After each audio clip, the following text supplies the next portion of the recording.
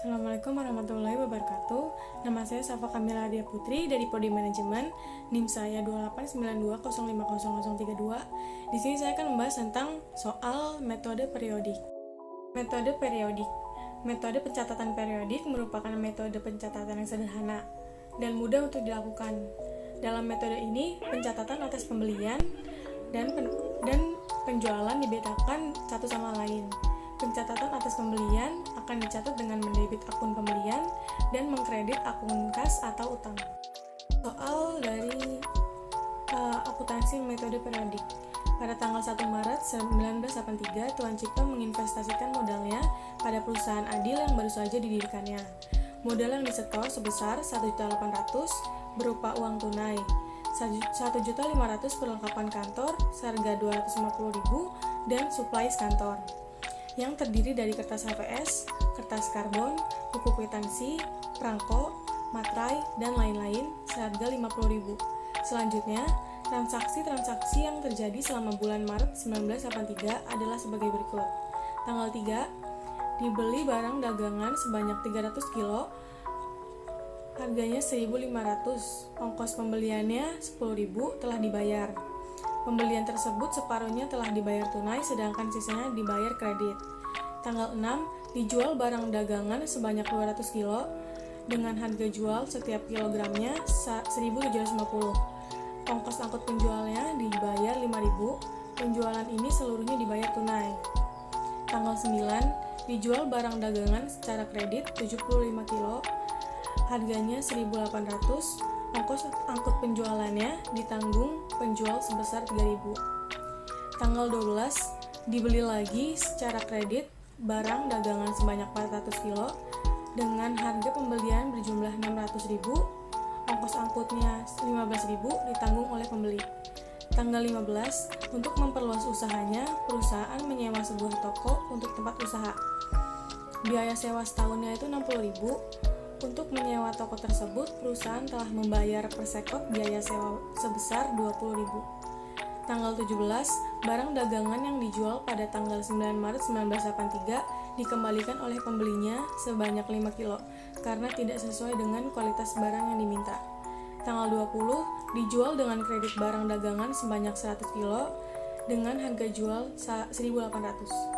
Tanggal 21, perusahaan membayar hutang dagang yang timbul dari pembelian pada tanggal 3 Maret 1983. Dalam hal ini, perusahaan menerima potongan pembelian sebesar 25.000. Tanggal 22, barang yang dibeli tanggal 12 Maret 1983 sebanyak 25 kilo dikembalikan kepada penjualnya karena berbeda dengan kualitas yang diminta.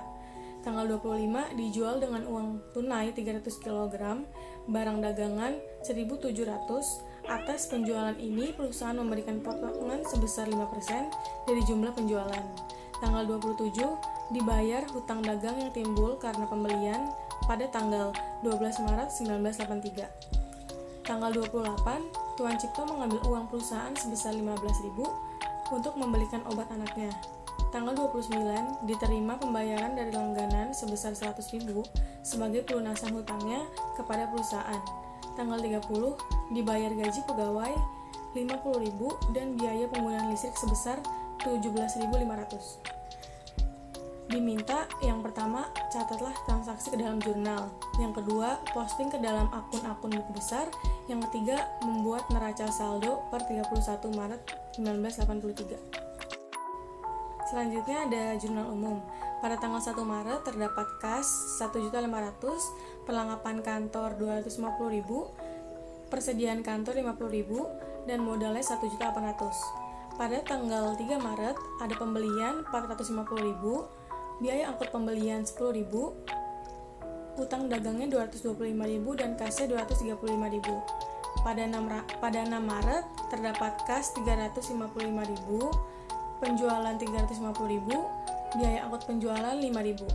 Pada tanggal 9 Maret, piutang dagangnya 135.000, biaya angkut penjualan 3.000, kasnya itu 3.000, penjualannya 135.000. Pada tanggal 12 Maret terdapat pembelian 600.000, biaya angkut pembelian 15.000, kasnya 15.000, utang dagangnya 600.000. Pada tanggal 15 Maret terdapat biaya sewa 60.000, utang biaya sewa 40.000, kasnya 20.000. Pada tanggal 17 Maret, ada retur penjualan 9.000, piutang dagang 9.000. Pada tanggal 20 Maret, terdapat piutang dagang 180.000, penjualan 180.000. Pada tanggal 21 Maret, utang dagangnya 225.000, potongan pembelian 25.000, dan kasnya 200.000. Pada tanggal 22 Maret, utang dagangnya 37.500 dan retur pembeliannya 37.500. Pada tanggal 25 Maret, terdapat kas 484.500, potongan penjualnya 25.500, sama penjualan 510.000. Pada tanggal 27 Maret, utang dagangnya 562.500 dan kasnya itu 562.500. Pada tanggal 28 Maret terdapat price-nya itu 15.000 dan kasnya 15.000. Pada tanggal 29 Maret terdapat kas 100.000 dan piutang dagangnya 100.000. Pada tanggal 30 Maret biaya gaji 50.000, biaya listrik 17.000 dan kasnya itu 67.500. Lalu kita total semua dari debit dan kreditnya. Saya mendapatkan 5.134.500. Cukup besar. Yang pertama akun kas. Pada tanggal 1 saldo awalnya itu 1.500.000. Lalu pada tanggal 3 pembelian barang dagang sebesar 235.000, berarti 1.500.000 dikurangi 235.000 dapatnya debitnya itu 1.265.000. Lalu pada tanggal 6 penjualan barang di debit, berarti 1.265.000 ditambah 355.000 menjadi debitnya itu 1.620.000. Lalu pada tanggal 9 biaya angkut 3.000, berarti 1.620.000 dikurangin 3.000 menjadi 1.617.000. Pada tanggal 12 pembelian sebanyak 15.000, berarti 1.617 dikurangin 15.000 menjadi 1.602. Pada tanggal 15 bayar sewa dibayar di muka sebanyak 20.000. Berarti debitnya ini 1.602 dikurangin 20.000 menjadi 1.582.000. Lalu pada tanggal 21 bayar utang dagang sebanyak 200.000. Berarti 1.582.000 dikurangin 200.000 menjadi 1.382.000. Pada tanggal 25 penjualan barang 484.500. Debitnya menjadi 1.382.000 ditambah 484.500 menjadi 1.866.500. Pada tanggal 27 bayar utang dagang sebanyak 562.500. Berarti 1.866.500 dikurangi 562.500 menjadi 1.304.000. Pada tanggal 28 pengembalian price sebanyak 500.000. Berarti 1.304.000 dikurangi 15.000 menjadi debitnya 1.289.000. Lalu pada tanggal 29 pelunasan piutang sebanyak 100.000. Berarti debitnya itu 1.289.000 ditambah 100.000 menjadi 1.389.000. Yang tanggal 30 membayar gaji sebanyak 67.500. Berarti dari 1.389.000 dikurangi 67.500 menjadi 1.321.500. Lalu selanjutnya ada akun piutang dagang. Pada tanggal 9 piutang dagangnya itu debitnya 135.000. Pada tanggal 17 piutang dagangnya dikredit 9.000. Berarti debitnya itu 135.000 dikurangin 9.000 menjadi 126.000. Pada tanggal 20 piutangnya di debit 180.000. Berarti yang tadi debitnya 126.000 ditambah 180.000 menjadi 306.000. Yang terakhir tanggal 29 piutangnya dikredit 100.000. Berarti 306 tadi dikurangin 100.000 menjadi 206.000. Selanjutnya ada akun perlengkapan kantor. Pada tanggal 1 perlengkapan kantornya itu 250.000. Selanjutnya ada akun persediaan kantor. Pada tanggal 1 persediaan kantornya itu di debit 50.000. Selanjutnya ada utang dagang. Pada tanggal 3 utang dagangnya 300 kilo per harganya 1.500, menjadi kreditnya itu 225.000. Lalu pada tanggal 12 utang dagangnya 400 kilo dikredit 600.000.